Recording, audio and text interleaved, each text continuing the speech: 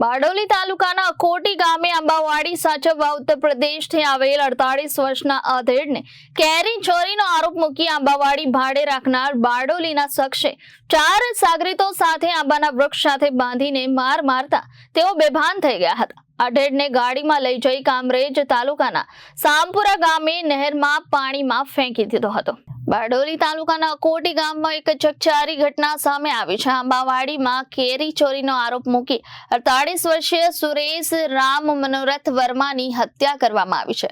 મૃતકના પુત્ર સુરેશકુમાર વર્માએ નોંધાવેલી ફરિયાદ મુજબ મુખ્ય આરોપી અશફાક અબ્દુલ રઉફ રાયને કેરી ચોરી વેચી નાખ્યાનો આરોપ મૂકી 50,000 રૂપિયાની માંગણી કરી હતી। આરોપીઓએ સુરેશ વર્માને માર માર્યો, તેમને ઝાડ સાથે બાંધી દીધા।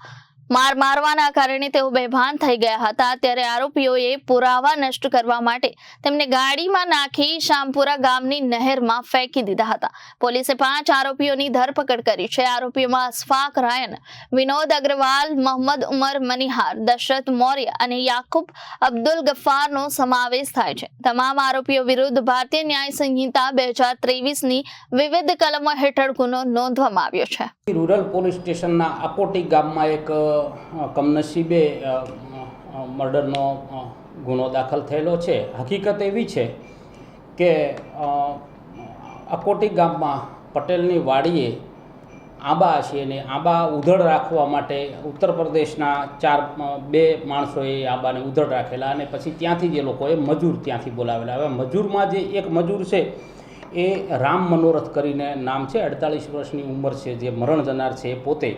આ લોકોને એવી શંકા હતી કે આ અમારા જાણબારે કેરી વેચી નાખે છે, એટલે એને આ લોકોએ ત્યાં ઝાડ જોડે બાંધી અને માર માર્યો અને એ માર મારતા એને મૂઢ મારની ઈજા થતાં એ બેભાન અવસ્થામાં થઈ ગયેલો। ત્યારે આ જે 4 જણ હતા આરોપીઓ, 5 જણ, એ લોકો ગભરાઈ ગયેલા અને એક ગાડીમાં ભરી અને કામરેજની હદમાં શામપુરામાં નહેરમાં એની લાશ નાખી આવેલા અને કામરેજથી પછી એની લાશ મળેલી।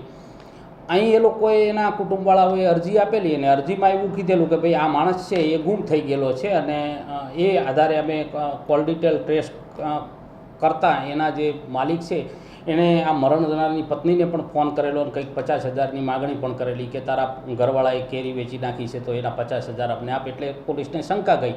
પછી આ લાશ નહેરમાંથી મળી આવતા ત્યાં એડી દાખલ થઈ કામરેજ પોલીસ સ્ટેશનમાં અને એડી ઉપરથી આની ઓળખ થઈ એટલે અમે તાત્કાલિક આરોપીઓને લઈ આવેલા અને આખરી પૂછપરછ કરતાં એ લોકોએ કબૂલ્યું કે એને માર મારવાથી મરી ગયેલો અને અમે બધા ગભરાઈ ગયેલા એટલે એની લાશ છે એ નહેરમાં નાખી દીધેલી।